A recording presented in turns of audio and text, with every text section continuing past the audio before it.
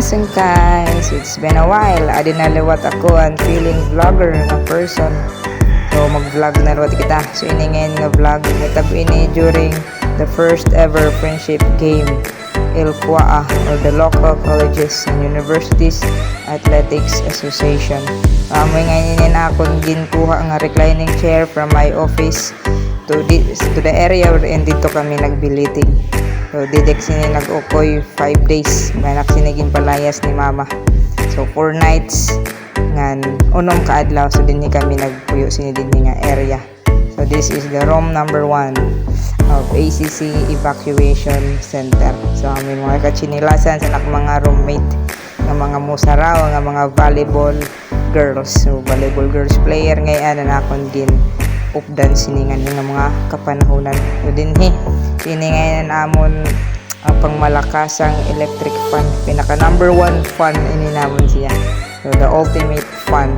So tanggal mga lamok ngan may dalawat libre nga panuhot tungod sini nga electric fan nga kadako. Shout out sa namo mga taga Team CCGE, salamat sa pagpahuram sir sini nga electric fan. So ini nga time din pan-release na nera free uniform or nera jersey nga gagamiton. So happy and mga musaraw kay may nera uniform. So this time naman so din hinagin buhat ang amon parade of athletes. So ini siya nga parade is from Abuyog Community College, libot sa Abuyog Town proper, kutob dito sa namon playing venue or an venue kundiin mag-opening ini siya nga activity. So dito sa mini gym so sa Dalibunan. So nalipay gihapon ang mga athletes kay tungod ginpakita sa mga taga Abuyog ganera all out support so from different nga mga eskwelahan din sa Abuyog Town proper. So pinakasyahan nga nag-support is the students and the staff of PV Closa Central School. Next naman is the students, faculty and staff also from Abuyog Academy. So dako nga kalipay sa naton mga athletes, especially sa naton mga bisita nga nagtikang sa durodilain nga mga lugar dinhi sa Eastern Visayas.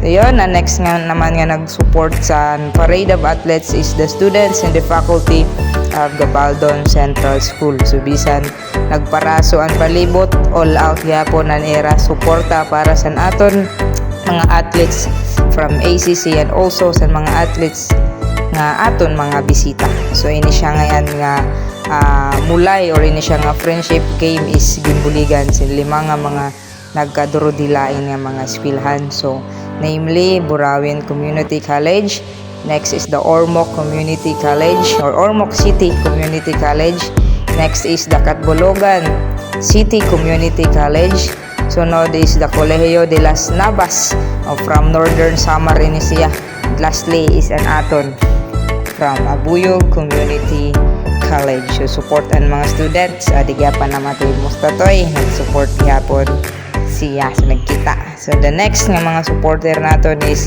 the students and the faculty from Abuyog South Central School. So yon ma-open era kang ngisi-ngisi. Shout out ko nung sa route.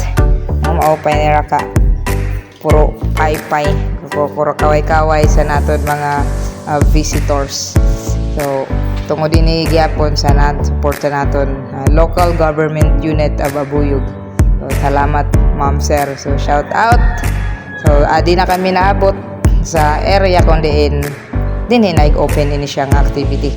So di gyapon ni siya mahatabo nga activity or diri ni magiging memorable or enjoyable kung waray nag-upod naton mga marching band. So shout out from the marching band of Abuyog National High School, the marching band of Abuyog Academy, and lastly is an aton gihapon kalugaringon nga banda from Abuyog Community College. So, bisan mapaso nag-enjoy gihapon ini sira nga mga athletes because this is the first ever kumbaga pinakasyahan ini nga nahitabo nga puro harampang dinhi pagod sa aton mismo sa Abuyog Leyte. So nag-enjoy ang tanan, so natimag gyapon ini nga activity naging successful.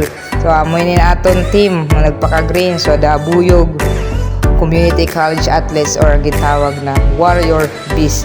So next year pohon adtulot kami sa Ormoc Community College, Ormoc City Community College. So, kirita kita nga to. So, yun lang.